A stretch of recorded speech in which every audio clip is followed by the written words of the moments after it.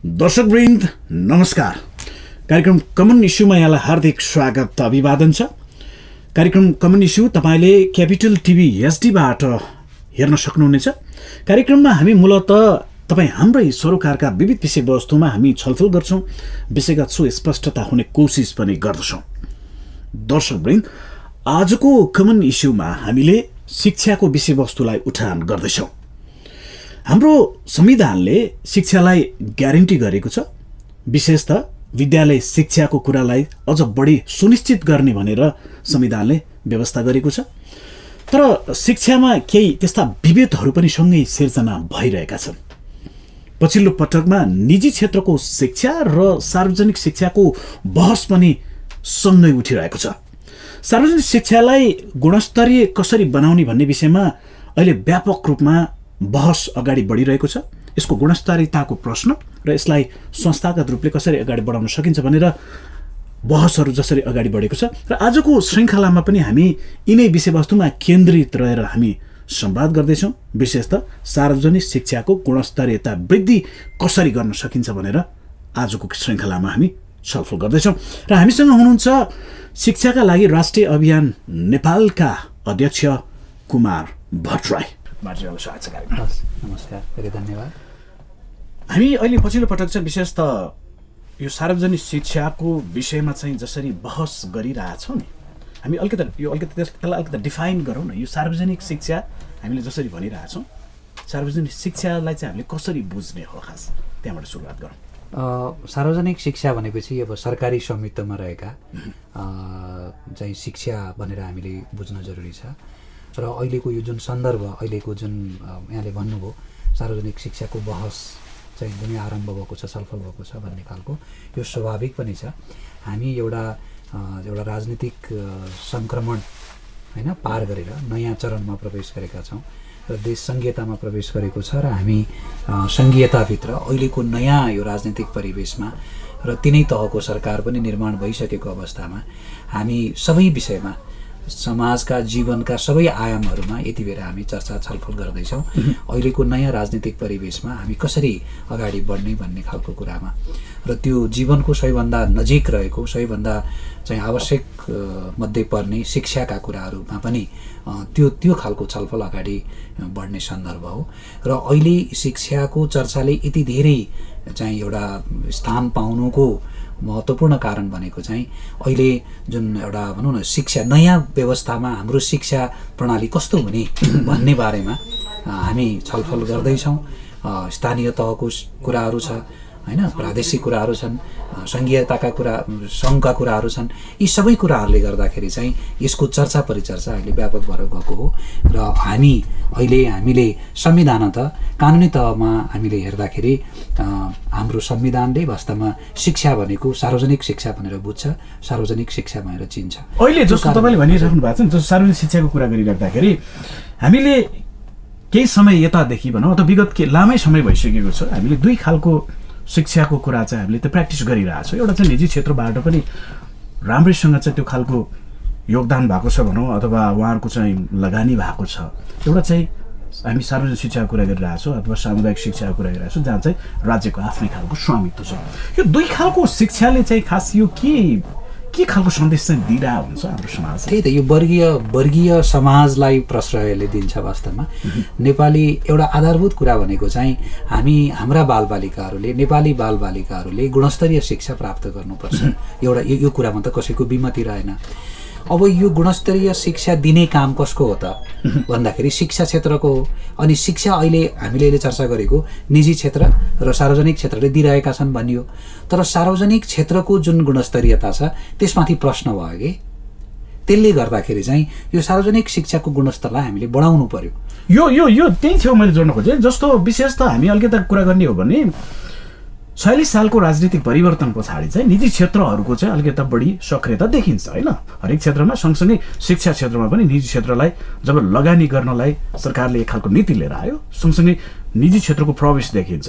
यो 46 साल पछाडिको मात्रै हामीले कुरा गर्न खोजेका हौँ कि अथवा हाम्रो विगतदेखि नै चाहिँ यो सार्वजनिक शिक्षा चाहिँ अलिकति गुणस्तरहीन नै थियो भनेर भन्ने? होइन, पहिले अब त्यो सार्वजनिक शिक्षाको सार्वजनिक विद्यालयहरूको आकर्षण फरक थियो वास्तवमा पहिले।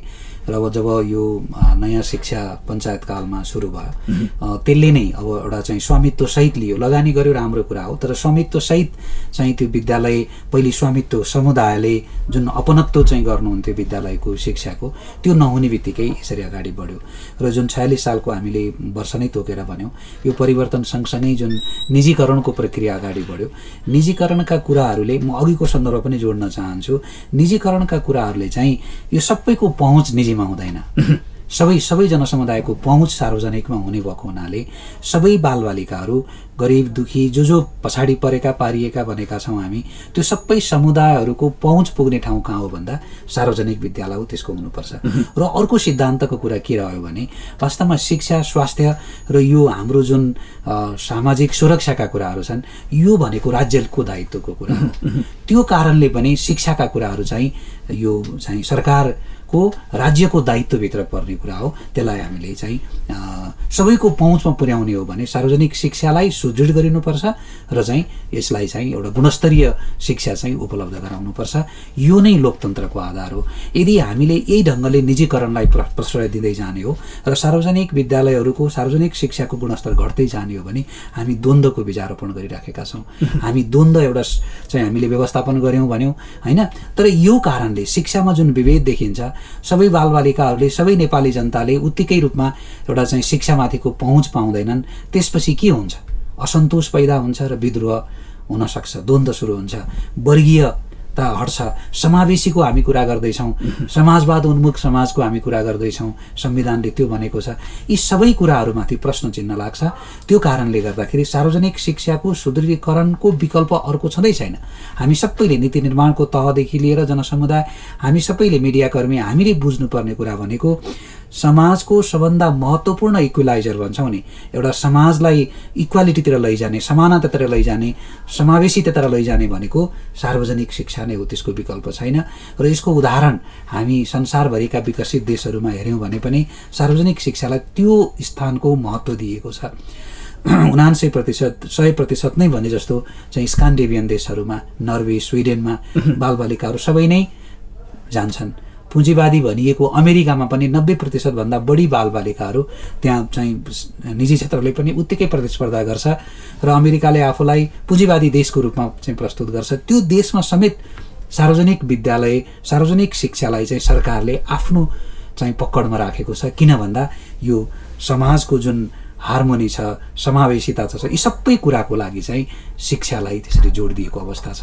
त्यो कुरालाई हामीले आत्मसात गर्न जरुरी छ। अहिलेको नयाँ परिवर्तित सन्दर्भमा हामी जिम्मेवार हुन जरुरी छ र शिक्षालाई सुदृढ गरेर अगाडि बढ्न आवश्यक। यो तपाईँले अहिले भनिराख्नु भएको छ नि, जस्तो अन्तर्राष्ट्रिय एउटा प्र्याक्टिसको पनि तपाईँले कुरा गर्नुभयो कि सार्वजनिक शिक्षाप्रति चाहिँ एउटा आम नागरिकहरूको पनि मोह छ, उहाँहरूको पनि एउटा विश्वास छ। तर नेपालको सन्दर्भमा चाहिँ जस्तो सार्वजनिक शिक्षाप्रति चाहिँ आम मानिसहरूको विश्वास चाहिँ जागृत किन हुन नसकिरहेको? यो गुणस्तरीयताको प्रश्न किन यो बारम्बार आइरहेको छ? ठिक कुरा हो। हाम्रो पहिलो कुरो चाहिँ यो अब यो एउटा राजनीति जुन चरम राजनीतिक चाहिँ विद्यालयहरूमा चाहिँ जुन स्थिति बन्यो होइन, राजनीतिक पार्टीहरूले जुन खालको गरे, हिजोको अवस्थामा पञ्चायत कालमा चाहिँ अब विद्यालयहरूका शिक्षकहरू धेरै जसो, हामीले राजनीतिमा हेर्ने हो भने शिक्षक पृष्ठभूमिकाहरू धेरै जसो हुनुहुन्छ। एउटा परिवर्तनका लागि त्यो आवश्यक पनि थियो होला होइन, तर यो पछिल्लो चरणमा पनि जुन चरम राजनीतिक चपेटामा चाहिँ विद्यालयहरू परे त्यसले पनि एउटा समस्या ल्यायो। र अरू थुप्रै कारणहरू छन्। राज्यले जुन खालको अनुगमन गर्नुपर्ने हो, जुन खालको चाहिँ त्यसलाई जुन ढङ्गले चलाउनु पर्ने हो, त्यसमा पनि कमजोरी देखियो। र अर्को महत्त्वपूर्ण कुरा भनेको चाहिँ समाजले जुन अपनत्व लिनुपर्ने हो, त्यसलाई चाहिँ त्यो विद्यालयप्रतिको जुन आफ्नो अपनत्वको भाव हुनुपर्ने हो त्यो हटेर गयो। त्यो हट्ने चरण भनेको 2028 सालमा जानुपर्छ जस्तो मलाई लाग्छ। जब नयाँ शिक्षाले देशमा लागू भयो, सरकारले लगानी गर्यो, राम्रो पक्ष हो, तर त्यसको स्वामित्वको कुरा जुन थियो त्यो समुदायलाई नै रहन दिनु पर्थ्यो। त्यो खालको वातावरण बनाउनु पर्थ्यो, त्यो खालको नीतिहरू हुनु पर्थ्यो र संरचनाहरू हुनु पर्थ्यो। त्यो नहुने बित्तिकै राज्यले लगानी गर्ने कुरा पनि गर्यो र जुन चाहिँ समाजको जुन ओनरसिप हो त्यसलाई पनि लियो। लिने बित्तिकै अब जब जो चाहिँ कसैको पनि हुँदैन जस्तो हुन्छ त्यति हुने बित्तिकै त त्यो बर्बाद भएर जान्छ। र स्थिति त्यही भएको हो। समुदायले कसैले पनि यो कसको अपनत्व भन्ने कुरो सार्वजनिक सरकारी भन्ने भयो मान्छेहरूले ध्यानै दिएनन्। समाजको अपनत्वलाई चाहिँ हामीले कायम गर्न सकेको भए त्यो स्थिति आउने थिएन जस्तो मलाई लाग्छ। यो तपाईँले त्यसरी भनिराख्दाखेरि जस्तो पछिल्लो पटक त विशेष त अब कयौँ पटक चाहिँ यो शिक्षा सम्बन्धी ऐनमा कानुनमा चाहिँ संशोधन पनि हुँदै आएको पनि देखिन्छ होइन। अब राजनीतिक रूपमा जसरी परिवर्तन हुँदै आएको छ यो शिक्षा क्षेत्रमा चाहिँ विशेष त सार्वजनिक शिक्षाको मैले अलिकति कुरा गर्न खोजेँ।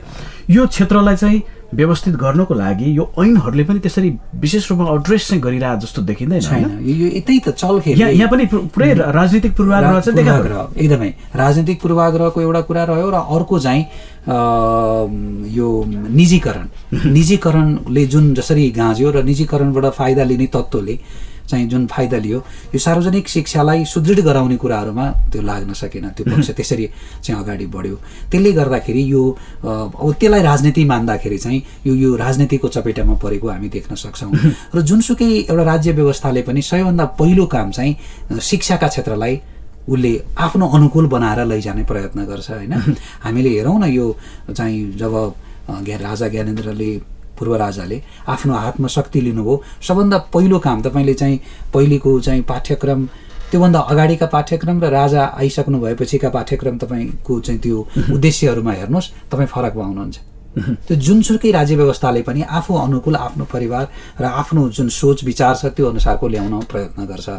र अहिलेको आउनुपर्ने कुरा चाहिँ अबको राज्य व्यवस्था भनेको यहाँ कुनै पनि चाहिँ राजनीतिक दलहरूको फरक मत केही पनि छैन। हामी संविधानलाई मानेर जाँदाखेरि हामी समाजवाद उन्मुख समाजका लागि लागेका छौँ। कुनै पनि राजनीतिक दलले त्यसलाई मान्दाखेरिको कुरा यो हो। हाम्रो कमन अन्डरस्ट्यान्डिङ त्यो हो भने शिक्षालाई समाजवाद उन्मुख बनाएर लाने कुराहरूमा यो किन विलम्ब भइराखेको छ हामी बुझिराखेका छैनौँ।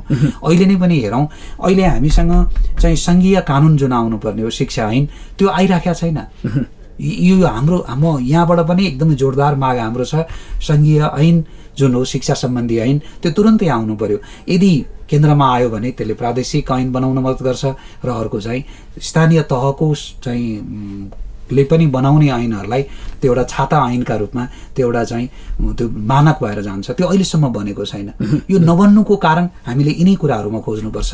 निजीकरणको बढ्दो दबदबा र चाहिँ यो जुन खालको चलखेल हामी कुरा गरिराखेका छौँ शिक्षा क्षेत्रमा त्यो स्थितिहरू यहाँ देखिन्छन्।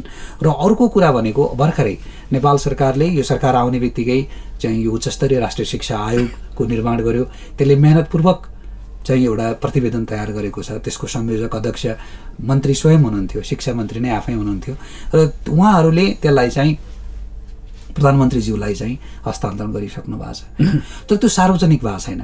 हाम्रो माग के हो भने त्यो जुन चाहिँ उच्चस्तरीय राष्ट्रिय शिक्षा आयोगले दिएको प्रतिवेदन छ त्यो सार्वजनिक होस् र त्यसको भावना र मर्म अनुसार हाम्रो संविधानको भावना र मर्म अनुसार त्यो प्रतिवेदन अहिलेको त हाम्रो पछिल्लो डकुमेन्ट त त्यही नै हो। त्यसको आधारमा चाहिँ यो सङ्घीय ऐन शिक्षा ऐन जुन आउनुपर्ने हो राष्ट्रिय शिक्षा ऐन आउनुपर्ने हो त्यो आउनका लागि हामी अपिल गर्छौँ। त्यो अहिलेसम्म आइराखेका छैन। यो एकदमै विलम्ब भइसक्यो र यो विलम्ब हुनुमा विविध कारणहरू हामी देख्न सक्छौँ। अहिले पछिल्लो पटक जस्तो संहितामा गइसके पछाडि राज्य पुनर्संरचना जस्तो भएको छ नि जस्तो 3 तहमा चाहिँ अब मुलुकको संरचना सक्रिय रहेको छ जसमध्येमा अहिले जस्तो माध्यमिक तहसम्मको एउटा शिक्षाको कुरा गर्ने हो भने चाहिँ स्थानीय तहले त्यो जिम्मेवारी लिन सक्ने गरी त्यो एउटा अधिकार प्रत्याहार जुन त्यसरी भएको छ र अहिले के फङ्सन पनि भएको देखिन्छ होइन। यो चिजहरूले जस्तो राज्यमा यो अधिकार यो बाँडफाँड जसरी भएको छ नि त्यो अनुसारले चाहिँ अबको दिनमा चाहिँ हामी यो संरचनागत हिसाबले चाहिँ सुधार हुने सङ्केतहरू देखिन्छ देखिँदैन अलिकति देखिन्छ। तरिकै यही हो। वास्तवमा अहिले संविधानमा हामी हाम्रो सङ्घीयतामा हामी गर्व गर्छौँ। चाहिँ यो अहिले जसरी स्थानीय तहलाई जुन खालको अधिकार सम्पन्न संविधानले तयार बनाएको छ त्यो एकदमै महत्त्वपूर्ण कुरा हो। र शिक्षाका कुराहरूलाई पनि चाहिँ यो माध्यमिक तहसम्मको शिक्षालाई चाहिँ स्थानीय तहमा सुम्पिएको अवस्था हो चाहिँ संविधान त होइन। तर व्यावहारिक हिसाबले हेर्ने हो भने त्यहाँ थुप्रै अझै पनि अडचनहरू छन् होइन। सबै पालिकाहरूमा चाहिँ कर्मचारीहरू पुगिसकेका छैनन् शिक्षासँग सम्बन्धित यो अझै पनि समस्याहरू छ। हामी गाउँमा गएर हेर्न सक्छौँ यी खालका समस्याहरू र त्यहाँ नीति बनाउने कानुन बनाउने कुराहरूमा पनि समस्याहरू छन् र शिक्षककै कुराहरूमा पनि जुन तरिकाले अधिकार चाहिँ गइसकेको हुनुपर्ने हो त्यो नगइसकेको अवस्थाहरू छन् होइन। र अघि हामीले भन्यौँ जुन चाहिँ राजनीतिक खिचातानीका कुराहरू, राजनीतिक पहुँचका कुराहरू, अब यो कुराहरूले पनि त्यहाँ समस्याहरू ल्याइराखेको छ। अहिलेको व्यवहारिक पक्षका कुराहरू त्यो हुन्, तर यो सैद्धान्तिक हिसाबले चाहिँ यही हो तरिका। यो शिक्षालाई चाहिँ एउटा उन्नत बनाउने हिसाबले त्यसको उन्नयनको कुरा हामी गर्छौँ र चाहिँ एउटा गुणस्तरीय शिक्षाको हामी कुरा गर्छौँ भन्दाखेरि चाहिँ यो स्थानीय तहमा गएर स्थानीय तहलाई नै मजबुत बनाएर शिक्षालाई चाहिँ अगाडि बढाउनु पर्ने स्थितिहरू आउनुपर्ने हो। त्यो स्थिति अझै पनि आइसकेको छैन, तर तरिका चाहिँ यही नै हो। अहिले संविधानले जे चाहिँ दृष्टिकोण राखेको छ त्यही तरिकाले चाहिँ सबै अधिकार पनि दिनुपर्छ, जनशक्ति पनि दिनुपर्छ, चाहिने चाहिँ स्रोत पनि दिनुपर्छ। त्यो अहिले नदिइराखेको अवस्थाहरू छन्। तर अब यो अहिले स्थानीय तहमा गइसकेपछि केही परिवर्तनका सङ्केतहरू, सकारात्मक सङ्केतहरू चाहिँ देखिन सुरु गरेका छन्। किन भन्दा उहाँहरूको अनुगमन बढेको छ, उहाँहरू जानुहुन्छ, विद्यालयमा शिक्षकहरूको चाहिँ जुन नियमितता हो त्यो बढेको छ, दायित्वबोध बढेको छ। यो त ठुलो कुरा हो नि त, यसले परिवर्तनको सङ्केत त ल्याउँछ। तर अब लगानी पुगेको छैन, शिक्षकहरूलाई चाहिने जति उचित खालको तालिमहरू पुगेको छैन र विशेष गरी त यो लगानीकै कुराहरू चाहिने स्रोत जुन दिनुपर्ने हो त्यो भएको छैन। र अर्को महत्त्वपूर्ण कुरा भनेको व्यवस्थापनका कुराहरू होइन। त्यहाँको हेड जुन टिचर हुनुहुन्छ, प्रमुख हुनुहुन्छ होइन, उहाँको व्यवस्थापकीय कुराहरूका लागि चाहिँ ध्यान दिन जरुरी छ। त्यो स्थानीय सरकारले पनि ध्यान दिनु जरुरी छ, सङ्घीय सरकार। जो अहिले तपाईँले जति पनि जस्तो राज्यले लगानी गरिरहेको छ नि, जस्तो यो विशेष त हामीले यो माध्यमिक तहसम्मको कुरालाई अलिकति बढी फोकस गरिराख्दाखेरि राज्यले लगानी गरिरहेको कुरा चाहिँ त्यो पर्याप्त अझै पनि छैन भन्ने नै रह्यो। एकदमै। अब अहिले हामीले कानुन ल्यायौँ नि 2075, यो निःशुल्क तथा अनिवार्य शिक्षा सम्बन्धी ऐन बाहिर होइन, हामीले त्यो चाहिँ त्यो पारित भएर आइसकेको छ। अब त्यसको आधारमा हामीले कति लाग्दो रहेछ त एउटा अध्ययन गऱ्यौँ होइन। अध्ययन के गऱ्यौँ भने वास्तविक रूपमा चाहिँ यो अनिवार्य र निःशुल्क शिक्षाको जुन परिकल्पना छ त्यसलाई लागू गर्ने हो भने कति चाहिँदो रहेछ बजेट भन्दाखेरि अहिलेको जति बजेट सरकारले छुट्याएको छ त्यसको डबलभन्दा बढी बजेट चाहिन्छ। कुरा यो हो नि, त्यो त अध्ययनले तथ्यले देखाएको कुरा हो। त्यसले गर्दाखेरि चाहिँ यो लगानी नपुगेकै हो, लगानी नपुगेकै हो, व्यवस्थापन राम्रो नभएकै हो र स्थानीय तहलाई जुन व्यावहारिक तवरले दिनुपर्ने अधिकारका कुराहरू हुन् त्यसमा अलिकति काहीँ न काहीँ खोट भएकै हो। यसले गर्दाखेरि अलिकति समस्या छ। होइन भने स्थानीय तह अहिले जनप्रतिनिधि छ, जनप्रतिनिधि कति सजिलो भएको छ, उहाँहरू कति जिम्मेवार हुनुहुन्छ, केही गरौँ भन्ने छ र उहाँहरू शिक्षाबाटै सुरु गर्न चाहनुहुन्छ। अरू थुप्रै भौतिक संरचनाका कुराहरू छन्, बाटो छ, पुल छ, धेरै कुराहरू छन्, तर शिक्षा उहाँहरूको प्राथमिकताको विषय हो होइन। यसलाई गुणस्तरीय कसरी बनाउनु पर्छ भन्ने खालको कतै अङ्ग्रेजी चाहिँ अनिवार्य गरेर उहाँहरूले प्र्याक्टिस गर्दै हुनुहुन्छ, गलत छ, ठिक छ होइन। त्यसमा अब सुधारको गुन्जाइस त केही त गर्न थाल्नु पनि, कतै अर्को तरिकाले होइन। विद्यालयमा चाहिँ शिक्षकहरूको खोजी गरेर केही न केही तरिकाले उहाँहरूले गर्दै हुनुहुन्छ, तर अझै विज्ञता त्यहाँ पुगेको छैन, यो कुरा हो। त्यसले गर्दाखेरि चाहिँ यो यो यो जुन चाहिँ हामीले जुन आर्थिक स्रोतको कुराहरू गऱ्यौँ त्यो अभाव भएकै हो, अभाव नै हो। ठुलो लगानी भएको देखिन सक्ला, थुप्रै गर्न सक्ला, तर व्यवहारमा हामी त रिजल्ट चाहन्छौँ नि। हाम्रा प्रत्येक बालबालिकाले गुणस्तरीय शिक्षा पाएको हेर्न चाहन्छौँ नि। यो द्वन्द्व हामी चाहँदैनौँ नि अब होइन। यो सबै कुराको लागि हो भने सार्वजनिक शिक्षामा के त पुगेको छ?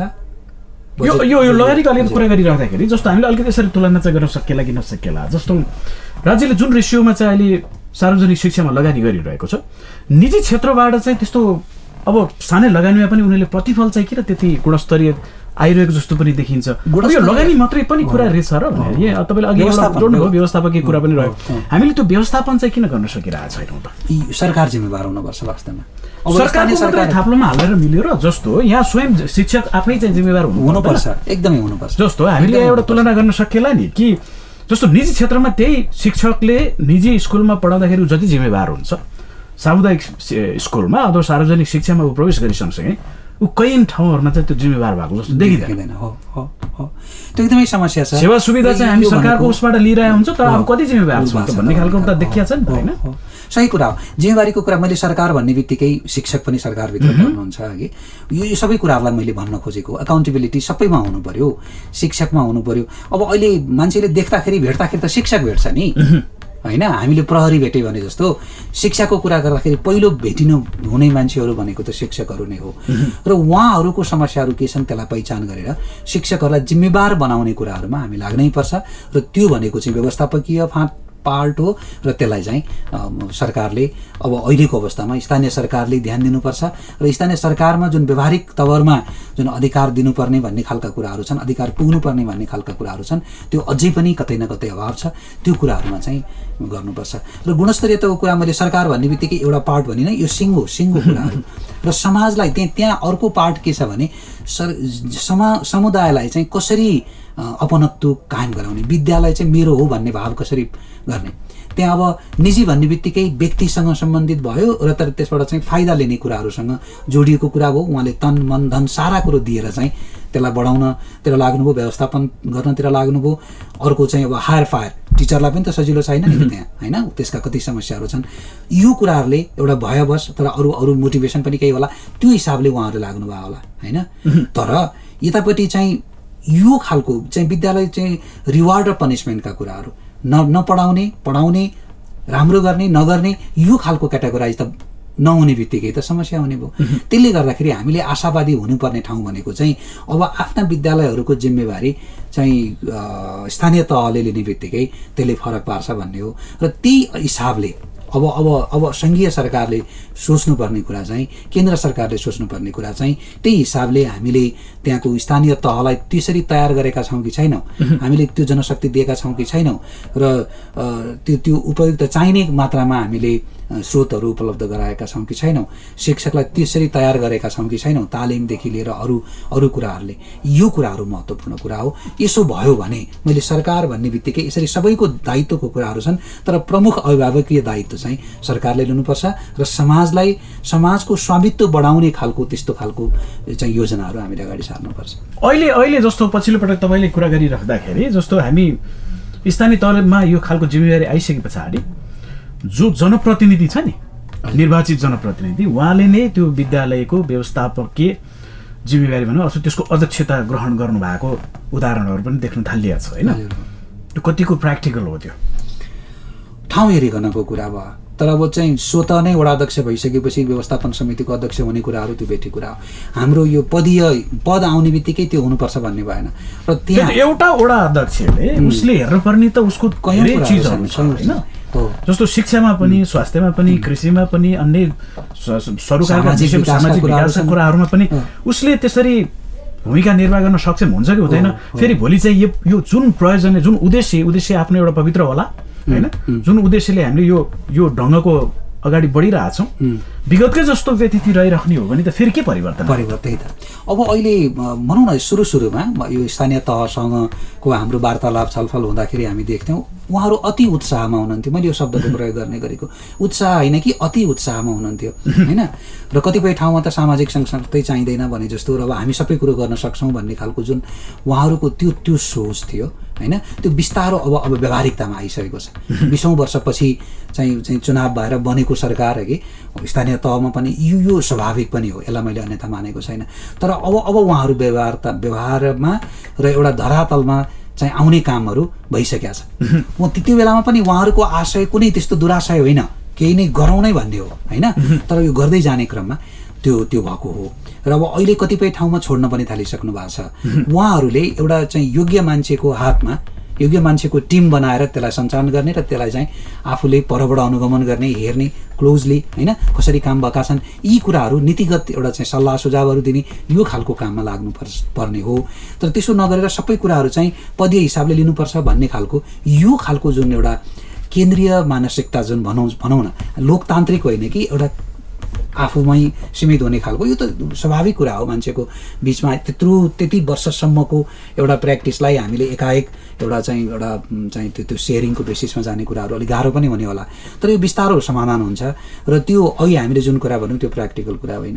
एउटा वडा अध्यक्षको हातमा र अध्यक्षको हातमा सम्पूर्ण कुराहरू, अध्यक्ष सबैतिर हुने कुराहरू चाहिँ त्यो जुन प्रक्रियामा अगाडि बढ्यो भन्ने हामीले सुन्यौँ, त्यो कुरो केही देखियो पनि त्यो बेठीको।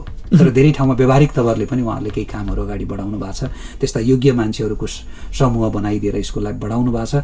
र यो पछिल्लो 2 वर्षमा हामीले हेऱ्यौँ भने थुप्रै विद्यालयहरूमा त्यो सकारात्मक परिवर्तनहरू देखिन सुरु गरेका छन् र यसले आश पनि जगाएको जस्तो मलाई लाग्छ। जस्तो तपाईँहरू यो लामो समयदेखि नेपालको शिक्षा क्षेत्रमा चाहिँ तपाईँहरू क्रियाशील रहनु भएको छ, तपाईँहरूको आफ्नै खालको एउटा विज्ञता पनि रहेको छ, होइन। तपाईँले नागरिक समाजको एउटा प्रतिनिधित्व गर्नुहुन्छ, नागरिक समाजबाट तपाईँले जुन खालको एउटा काम गर्नुभएको छ, सचेतनाको मात्रै कुरा पनि रहेन, यहाँ त एउटा पोलिसी निर्माण गर्ने तहमा पनि तपाईँले त्यो खालको लबी गरिराख्नु भएको छ। अहिलेको संरचना जस्तो मुलुक राज्य पुनर्संरचनामा गइसके पछाडि ठ्याक्कै जस्तो सार्वजनिक शिक्षालाई सुधार गर्नको लागि मूलतः राज्यले के कुराहरूमा ध्यान दिनुपर्छ जस्तो तपाईँहरूको चाहिँ फाइन्डिङ्स, तपाईँहरूको रिसर्चले अथवा तपाईँको अध्ययनले चाहिँ के देखाइरहेछ अहिले? अब अहिलेको पहिलो काम भनेको त हाम्रो फरमोस्ट एउटा प्रमुख चाहिँ माग भनेकै चाहिँ सङ्घीय ऐन आउनु पर्यो, शिक्षा सम्बन्धी राष्ट्रिय ऐन आउनु पर्यो। त्यसले गाइड गर्छ, धेरै कुरा त्यसले समाधान गर्छ। अहिलेको ऐनले चाहिँ खासै त्यस्तो गाइड गर्दैन होइन। अब सङ्घीय ऐन आएकै छैन नि, जस्तो अहिले जे छ एक्जिस्टिङ हाम्रो एउटा जुन पोलिसी छ नि हैन, एक्जिस्टिङ त्यसले ग्याप गरिसक्यो, ग्याप भइसक्यो। त्यसले चाहिँ जस्तो यो संरचना हाम्रो सँगै संरचनामा त्यसले त्यो कुराहरू बाजिने देखिन्छ। नयाँ नै आउनु पर्यो। अहिलेको यो सङ्घीय जुन चाहिँ सिस्टम छ त्यो सिस्टममा नयाँ ऐन त आएकै छैन नि हो। त्यो नयाँ ऐनको हाम्रो माग हो र हाम्रो माग सँगसँगै यो अहिले उच्च स्तरीय राष्ट्रिय शिक्षा आयोगको जुन प्रतिवेदन छ त्यसलाई सार्वजनिक गर्नु पर्यो र त्यसको स्पिरिटमा ऐन आउनु पर्यो भन्ने हो। र अब अरू कुराहरू गर्दाखेरि त यो फाइनेन्ससँग सम्बन्धित होइन, यसलाई जुन चाहिँ विद्यालय शिक्षाका लागि जुन खालको चाहिँ रकम छुट्याइएको छ, बजेट छुट्याइएको छ, त्यो अत्यन्त अपुग छ, त्यसले पुग्दैन। व्यवस्थापन गर्नु पर्यो, अरू कुराहरू थुप्रै कुराहरू भन्न सकौँला, तर रिजल्ट हामीले हेर्नु पर्यो। यति रकम दिएका छौँ भन्न सकौँला होइन, यति छुट्याइएको छ नि भनौँला, तर त्यो यो टेबलमा अङ्कगणितको मात्रै कुरा होइन, व्यवहारिक त के भइराखेको छ भन्ने कुराहरू हुन्। र विद्यालयमा त्यस्तो मिसयुज भइराखेको छ, विद्यालयमा बच्चाहरू नभइराखेको अवस्थाहरू छन्, अरू थुप्रै कुराहरू छन् भने अनुगमन हुनु पर्यो, त्यसको अध्ययन हुनु पर्यो, अनुसन्धान हुनु पर्यो। तर हाम्रो सबैको माग हामीलाई चाहिँ गुणस्तरीय सार्वजनिक शिक्षा नै चाहियो र निःशुल्क र गुणस्तरीय सार्वजनिक शिक्षा सम्भव छ। संसारभरि गरिएका अध्ययन अनुसन्धानहरूले अहिलेको जुन हामीसँग जुन बजेट छ, जुन चाहिँ स्रोतहरू छन् देशहरूमा, यो सबै देशहरूमा यी दुईटा कुरा सम्भव छन्। कति नन प्रोडक्टिभ कामहरूमा, यो त कति प्रोडक्टिभ हो नि, शिक्षा क्षेत्र भनेको प्रोडक्टिभ क्षेत्र हो। नन प्रोडक्टिभ क्षेत्रमा कति खर्च भएको छ लो हेरौँ त, हाम्रै देशका कुराहरू गर्ने पनि त्यसलाई रोक लगाउनु पर्दैन, नन प्रोडक्टिभमा हामीले रोक्नु पर्दैन र हाम्रा बालबालिका जहाँ आधारभूत रूपमा चाहिँ बालबालिकाहरूलाई हामीले लगानी गर्नुपर्ने छ त्यहाँ लगानी गर्नु पर्दैन, शिक्षामा लगानी गर्नु पर्दैन। त्यो कारणले गर्दाखेरि यो कुरा हो, नन प्रोडक्टिभ क्षेत्रका कुराहरूलाई रोक्ने र प्रोडक्टिभ क्षेत्रमा खर्च लगानी बढाउने र प्रोडक्टिभ क्षेत्रको पहिलो क्षेत्र भनेको शिक्षा क्षेत्र हो। र हाम्रो जस्तो देशमा जहाँ चाहिँ भ्रष्टाचार यस्ता खालका कुराहरूले जुन बदनामी हामीले कमाइराखेका छौँ, भ्रष्टाचार रोक्नु पर्यो। सरकार रोक्न पनि प्रयत्नशील भनेर सरकारले भनिराखेको छ होइन, तर रोकिएको अवस्थाहरू त छैनन्। त्यतापट्टि त्यस्ता खालका नन प्रोडक्टिभ र त्यस्ता खालका चाहिँ असामाजिक र त्यो जुन यो देशघाती कामहरू भएका छन् त्यसलाई रोकिनुपर्छ, त्यतापट्टि कडा निर्मम हुनुपर्छ र शिक्षा क्षेत्रमा लगानी गरिनुपर्छ। त्यो भनेको अनि अब निजी क्षेत्रमा पनि भोलिका दिनमा कोही त्यस्तो निजी क्षेत्रमा जानुहुन्छ, पैसा रहर गर्नुहुन्छ, त्यो त उहाँहरूको शिक्षा त छान्ने होला नि, तर सरकारले जिम्मा लिनुपर्ने सार्वजनिक शिक्षामा नेपाली सबै बालबालिकाहरूलाई ल्याउनका लागि जुन गुणस्तरीय शिक्षा दिनुपर्ने कुरा हो त्यो त चाहिँ त्यसलाई त पक्की गर्नु पर्यो नि, त्यसलाई त चाहिँ सुनिश्चित गरिनु पर्यो नि। यो कुरा चाहिँ महत्त्वपूर्ण। यो दुईटै सँगसँगै चाहिँ जान सक्छ सक्दैन त? जस्तो तपाईँले अहिले हामीले भन्दै गर्दाखेरि यो दुईटै चिजहरू निजी क्षेत्र पनि र सार्वजनिक शिक्षा पनि सँगसँगै हामीले लान सक्छौँ सक्दैनौँ? गुणस्तरीयता, सार्वजनिक शिक्षामा गुणस्तरीयता दिउँ र अब जो अरू कसैलाई चाहिँ म चाहिँ निजी क्षेत्रमा जान चाहन्छु भन्नुहुन्छ भने त्यो त कसैले रोक्न सक्दैन नि। तर चाहिँ एउटा जुन चाहिँ यो सार्वजनिक शिक्षाको गुणस्तरीयता हो त्यसमा चाहिँ कम्प्रोमाइज गर्नु भएन भन्ने अहिलेको प्याक्टिस चाहिँ त्यो देखिन्छ होइन। सार्वजनिक शिक्षालाई कमजोर बनाउने र निजी क्षेत्रलाई चाहिँ अलिकति प्रोत्साहित गरिरहेको देखिन्छ। हुन्छ, यहाँलाई धेरै धेरै धेरै धन्यवाद। यहाँले महत्त्वपूर्ण विचार राखिदिनु भयो, हाम्रो कार्यक्रममा आइदिनु भयो। हामीले विशेष त नेपालमा शिक्षा क्षेत्रको वर्तमान अवस्था र केही त्यस्ता नीतिगत कुराहरूको बारेमा पनि हामीले छलफल गर्ने कोसिस गरौँ। यहाँको महत्त्वपूर्ण विचार र संवादको निम्ति म यहाँलाई हार्दिक धन्यवाद ज्ञापन गर्छु। म पनि धेरै धन्यवाद दिन चाहन्छु, कृतज्ञता व्यक्त गर्न पनि चाहन्छु। वास्तवमा अहिले हामीले सबै क्षेत्रबाट केन्द्रमा राखिनुपर्ने क्षेत्र नै सार्वजनिक शिक्षाको सुदृढीकरण हो। र म फेरि पनि दोहोऱ्याउन चाहन्छु, निःशुल्क र गुणस्तरीय सार्वजनिक शिक्षा सम्भव छ, सबै हिसाबले सम्भव छ।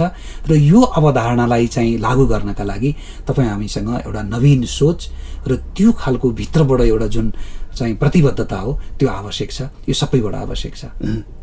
हुन्छ, यहाँलाई धेरै धेरै धन्यवाद। दर्शकवृन्द, आजको कमन इस्युमा हामीले सन्दर्भ जोड्यौँ। विशेषतः नेपालको शैक्षिक गुणस्तरीयतालाई अगाडि बढाउनको निम्ति सार्वजनिक शिक्षाको गुणस्तरीयता पनि वृद्धि गर्नु जरुरी छ।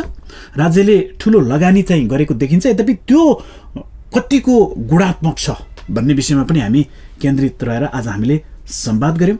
र हामीसँग हुनुहुन्थ्यो शिक्षाका लागि राष्ट्रिय अभियान नेपालका अध्यक्ष कुमार भट्टराई।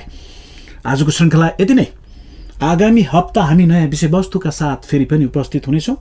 तबसम्मका लागि हामी सबैलाई बिदा दिनुहोस्। क्यापिटल टिभी हेर्दै रहनुहोला। नमस्कार।